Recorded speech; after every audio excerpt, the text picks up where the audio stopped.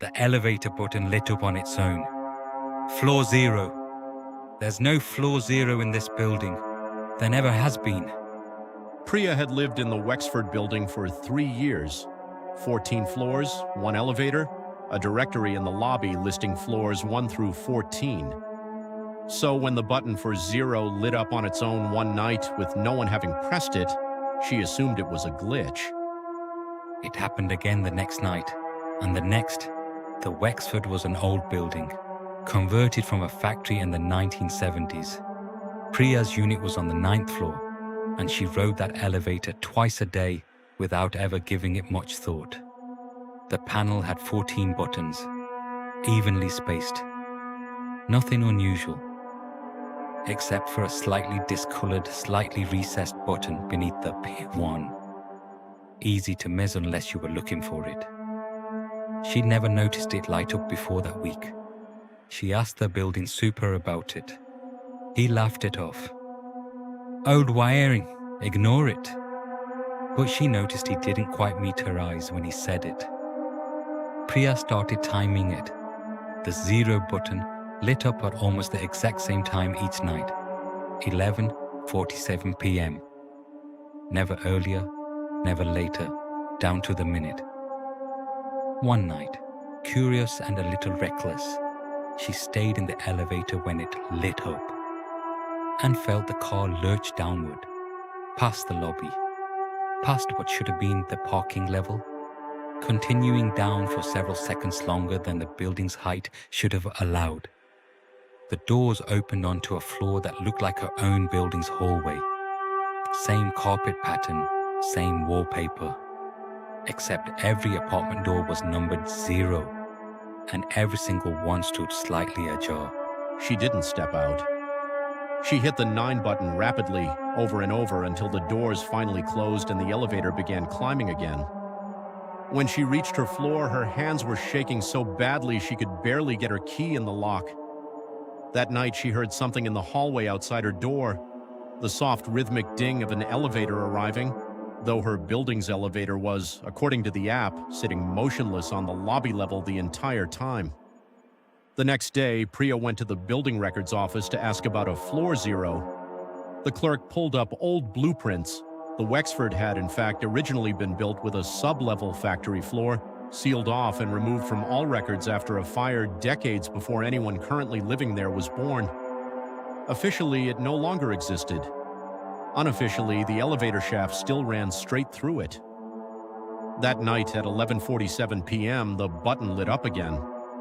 This time, Priya heard something new, a faint, multiplied echo of footsteps coming from inside the shaft itself, climbing floor by floor toward hers. Priya broke her lease within the week, paying the penalty without hesitation. She took the stairs every single day until she moved out, and never told the next tenant what the 0 button really led to. As far as she knows, it's still lighting up every night at exactly the same time. When Marcus moved into his apartment, there was one thing the landlord specifically told him never to touch: the second deadbolt on the hallway closet door, installed on the outside. It seemed like a strange detail for a landlord to care about. Most closets don't need locking at all, let alone from the outside, where only someone standing in the hallway could ever engage it. Marcus asked why. The landlord said only, "Previous tenant's request. Leave it be," and changed the subject fast enough that Marcus decided not to push. For the first month, he mostly forgot about it. The closet held nothing but a water heater and some old boxes left behind by whoever lived there before him. Then one morning, Marcus found the deadbolt engaged. He was certain he hadn't touched it. He unlocked it, checked inside. Nothing had moved, nothing was missing, and assumed he'd bumped it accidentally without noticing. It happened again 3 days later, then twice in 1 week. Each time, the closet's contents were exactly as he'd left them. Each time, the lock had been engaged from the outside, which meant logically someone had to have been standing in his hallway to do it. But his apartment's front door showed no signs of forced entry, and his upstairs neighbor's baby monitor, oddly, started picking up faint scratching sounds from what she described as somewhere below, Always around the same time, the lock kept getting engaged. One night, Marcus set up his phone to record the hallway. Nothing approached the closet on camera, but at 2:14 a.m., the audio picked up the unmistakable metallic click of the deadbolt turning, all on its own. Unsettled, Marcus finally called the previous tenant, whose forwarding information he found buried in an old piece of mail. The man went quiet on the phone for a long moment before saying, "You need to keep that door locked. I don't care what's inside your head telling you to check on it. Just leave it locked, always, no matter what you hear from the other side." That night, for the first time, Marcus heard something from inside the closet. Not the water heater, not settling pipes, but a slow, deliberate scraping sound, as though something were dragging itself across the closet's inner wall toward the door. Marcus never opened that closet again. He moved out 3 weeks later and made sure, in writing, that the next tenant's lease included the exact same instruction he'd been given: leave the outside lock alone and always keep it engaged.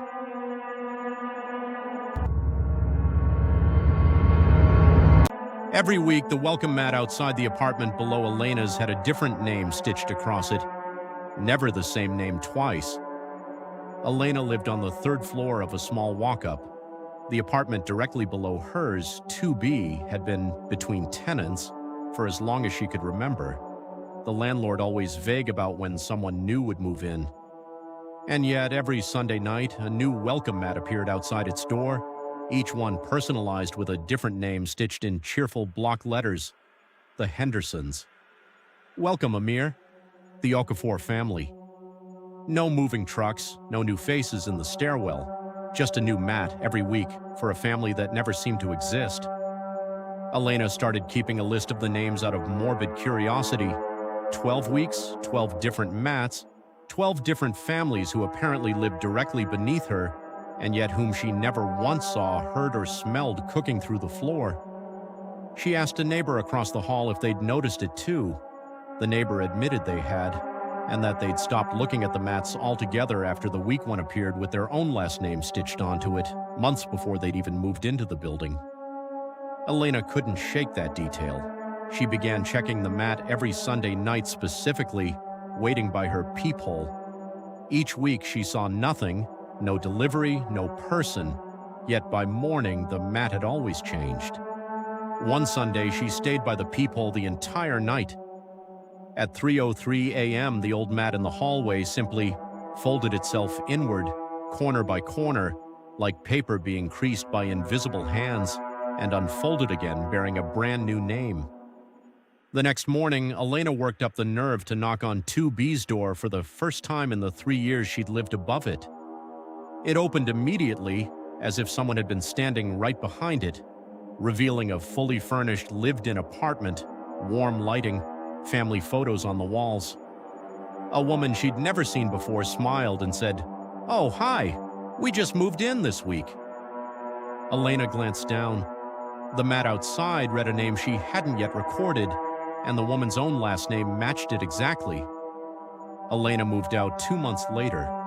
She never learned how many first weeks that apartment had quietly cycled through before hers, or how many more it would host after she left. She still checks apartment listings sometimes, just to see if 2B in that building is, once again, recently vacated. And so far, it always is. Yeah, but if you've ever noticed something in your building that didn't quite add up, tell us in the comments. And if you have your own true story, submit it using the link in the description. Subscribe for a new episode every week.